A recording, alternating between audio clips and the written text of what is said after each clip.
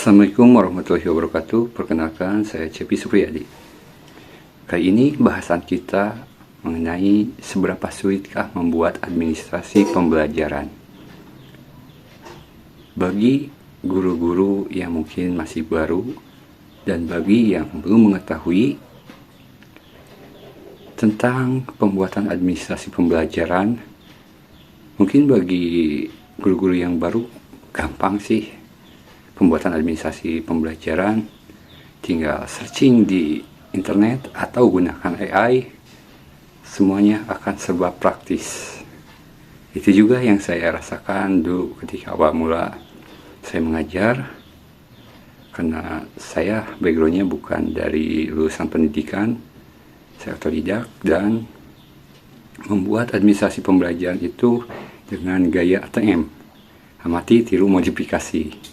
Kalau dulu masih dengan sistem RPP. Sekarang kita mengenal di kurikulum Merdeka dengan sebutan modul ajar.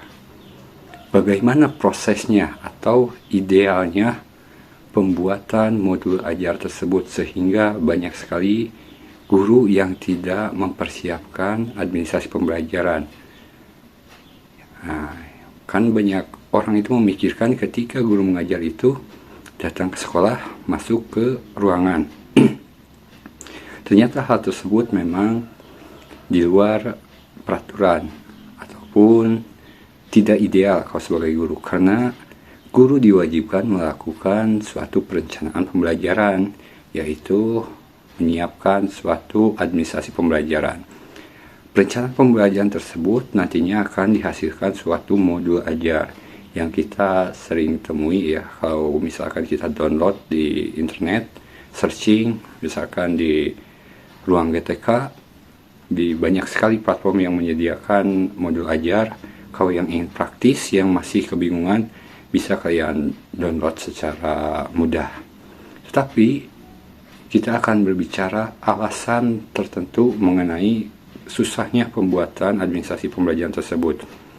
Karena yang pertama, langkah yang paling awal dalam membuat modul ajar atau administrasi pembelajaran itu banyak sekali acuannya. Yang perlu kita ketahui di awal itu kita harus tahu dulu, yaitu kalender pendidikan.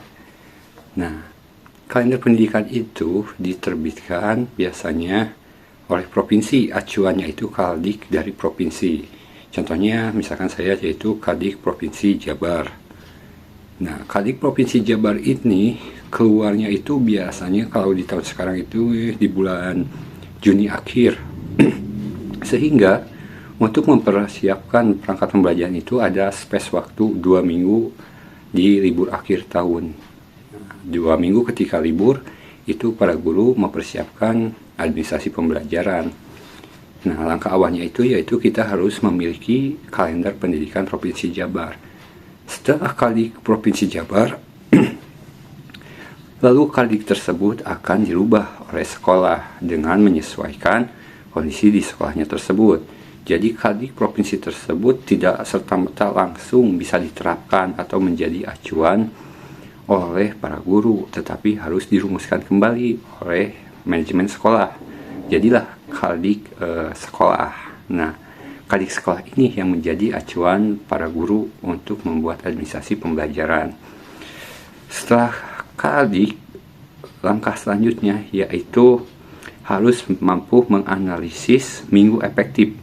Apa itu minggu efektif dan minggu tidak efektif? Nah, bagi guru itu ada yang dinamakan minggu efektif dan minggu tidak efektif. Contohnya, ketika dalam satu minggu itu 5 hari Senin sampai Jumat, misalkan akan digunakan kegiatan selama 2 hari, itu termasuk minggu tidak efektif. Seandainya dalam satu minggunya tersebut tidak terganggu oleh suatu kegiatan, maka itu namanya minggu efektif. Nah, hal tersebut menjadi yang harus dianalisis oleh para guru. Dalam 1 tahun berapa misalnya, atau dalam 1 semester terlebih dahulu, dalam 1 semester berapa minggu efektifnya, berapa minggu tidak efektif. Nah, nanti minggu efektif dan tidak efektif tersebut dikalikan dengan jumlah jam yang diemban oleh guru tersebut. Contohnya misalkan di mapel bahasa Indonesia atau bahasa Inggris, jumlah jamnya itu yang diberikan untuk guru tersebut dalam 1 minggu itu 2 JP. Nah, 2 JP tersebut dikalikan minggu efektifnya. Contohnya minggu efektifnya misalkan 16 pekan. Berarti 16 dikali 2 JP hasilnya adalah 32 JP. Itu kewajiban yang harus diselesaikan oleh guru tersebut dalam 1 semester. Nah, dan dari mana guru tersebut mengetahui JP per minggunya yang tadi 2 JP tersebut? Untuk mengetahui JP tersebut, guru tersebut harus menunggu dari spektrum kurikulum. Nah, spektrum kurikulum ini juga kita harus menunggu. Turunnya itu biasanya di bulan Juli, ya. Bulan Juli ada tuh spektrum baru. Kalau kemungkinan kalau tidak ada perubahan, pasti spektrumnya itu akan sama. Tetapi di kurikulum Merdeka ini banyak sekali yang sering sekali per tahunnya itu berubah spektrumnya. Jadi udah ada berapa kali di provinsi, kali di sekolah, dan spektrum kurikulum. Kemudian setelah ada spektrum barulah melakukan analisis minggu efektif, ya. Setelah kita menganalisis minggu efektif, kita tahulah berapa JP yang kita wajib dalam 1 semester. Itu kita buat dalam PROMES atau program semester. Nah, setelah membuat PROMES, nanti ada yang dinamakan PROTA atau program tahunan. Di sana kita sesuaikan JP-nya per pertemuannya berapa, sehingga 1 semester kita rumuskan, ya. Itu juga yang menjadi yang paling sulit di sana, merumuskan antara PROMES dan PROTA PROMES tersebut. Setelah itu kita belum sampai ke modul ajar. Setelah PROTA PROMES barulah yang sekarang itu kita menunggu CP. Kalau misalkan CP itu tidak ada perubahan, ya kita mengikuti CP yang memang sudah dikeluarkan oleh pemerintah. Contohnya capaian pembelajaran yang bahasa Indonesia misalkan seperti ini, bahasa Inggris seperti ini, kita ikuti CP tersebut dan kita terapkan di ATP yang akan kita buat. Nah, di sana juga saat pembuatan ATP tersebut ada beberapa yang harus kita perhatikan. Yang pertama adalah CP yang dari pemerintah. Seandainya CP tersebut tidak sesuai dengan dari yang sekolah, berarti kita harus merubah rumusannya itu, tujuan pembelajarannya, indikatornya, hingga menjadi alur tujuan pembelajaran. Nah, ini baru sampai ke alur tujuan pembelajaran, belum ke modul ajar, ya. Jadi setelah CP tersebut turun, kita analisis juga, kita tentukan tujuannya, dan hingga ada ATP, alur tujuan pembelajaran. Setiap tujuan kita analisis, ya. Tujuan capaian pembelajaran yang ini, elemennya apa, tujuannya seperti apa, dan analisis sehingga bisa dibuatkan KKTP, ya. Setelah pembuatan KKTP, barulah kita bisa membuat modul ajar. Kalau dulu istilahnya itu KKM, kalau sekarang KKTP, batas penilaian, ya. Misalkan rentannya 0 sampai 50. Ini tujuannya baru sampai mana? 50 sampai 70. Ini tujuannya baru sampai mana? Itu bisa dilakukan setelah adanya CP dan ATP, tujuan pembelajaran. Setelah itu barulah kita bisa membuat modul ajar. Dan di dalam modul ajar tersebut kita harus bisa menyesuaikan ada apa aja sih di dalam modul ajar tersebut dan waktunya. Misalkan dalam modul ajar tersebut kita melaksanakan pembukaan itu berapa menit. Contoh, dalam 1 jam pembelajaran itu 45 menit, ya. Menurut aturan pemerintah 1 jam pembelajaran itu 45 menit. Misalkan dalam 1 jam pembelajaran, untuk pembukaan itu biasanya 15 menit. Absen, doa, salam itu biasanya di 15 menit awal untuk pembukaan. Berarti ada sisa waktu 30 menit. Dan dalam waktu 30 menit itu kita mengisikan apa aja. Nah, di sini otomatis memasukkan materi.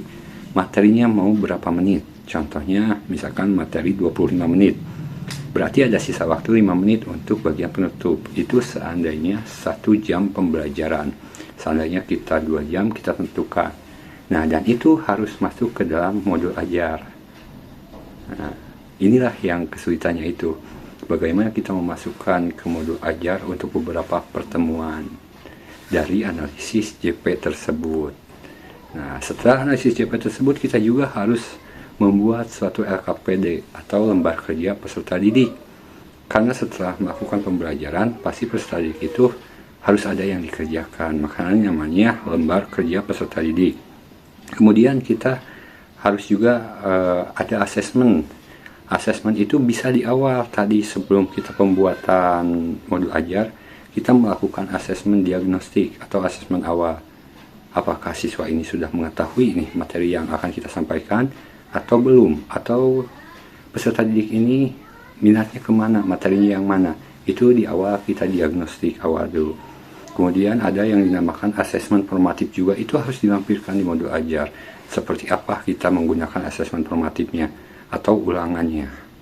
Ada yang menggunakan aplikasi apa atau menggunakan secara kuesioner atau seperti apa, itu ada di asesmen formatif. Nah, setelah asesmen formatif, di dalam modul ajar juga harus ada rubrik penilaiannya seperti apa.